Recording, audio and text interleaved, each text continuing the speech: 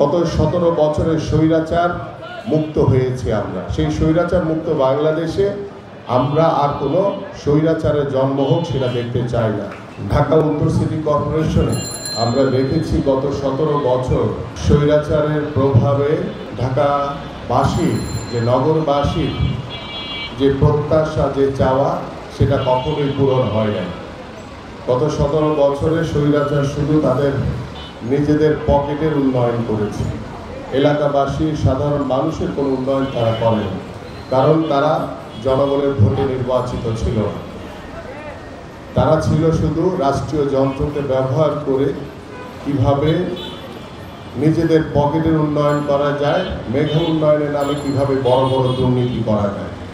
But আমরা 5 তারিখের পরে আমরা দেখেছি যে ঢাকা উত্তর সিটি কর্পোরেশন বিভিন্ন জায়গায় গত 30-25 বছর ধরে যেসব অঞ্চলে কোনো রাস্তার কাজ হয়নি, কোনো ড্রেনেজের কাজ হয়নি, কোনো ফুটপাথের কাজ হয়নি, কোনো খাল খননের কাজ হয়নি, বিভিন্ন জায়গায় অবৈধভাবে অনেকেই রাস্তাঘাট দখল করে, ফুটপাথ দখল করে বা কোনো খালি জায়গা দখল করে তারা বিভিন্ন নিজেদের ব্যবসা বাণিজ্য প্রতিষ্ঠান চালিয়ে এসছে।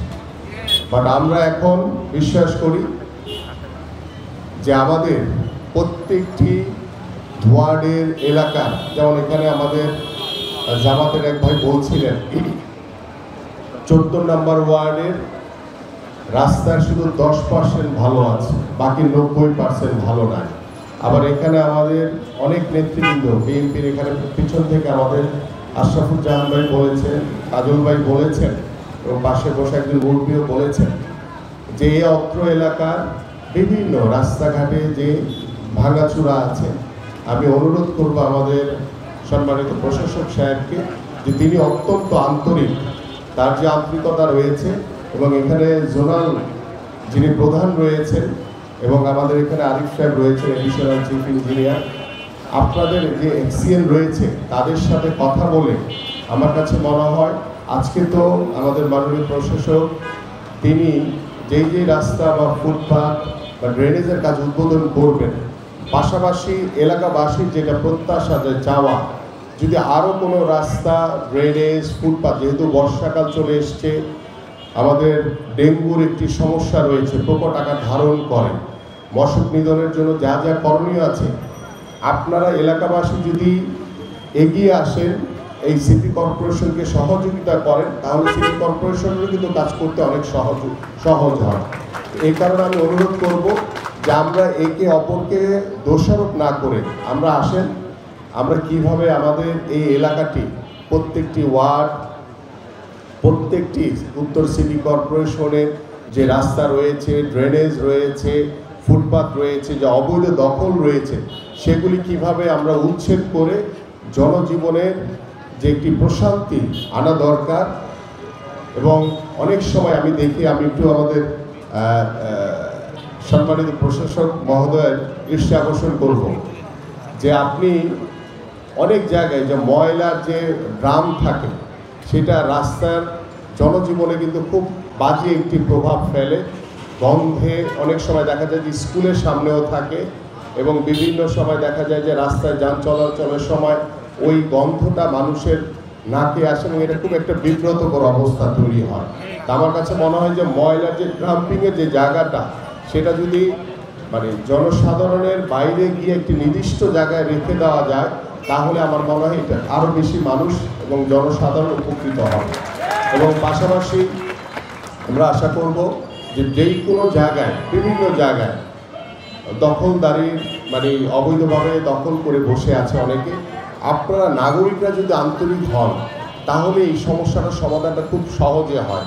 কারণ উচ্ছেদ করতে গেলে দেখা যায় যে বিভিন্ন সেক্টরের এখানে অংশগ্রহণ করতে হয়, পরে জনসাধারণের সাথে প্রশাসন বা যারা সিটি কর্পোরেশনের দায়িত্বরত রয়েছে তাদের সাথে অহেতুক একটি ঝামেলা তৈরি হয়। বাট আমরা যেটা আমার না, সেটা আমি কেন দখল করে রাখবো, এই বিষয়টা আমাদের সকলের ভিতরে উপলব্ধি হওয়া উচিত।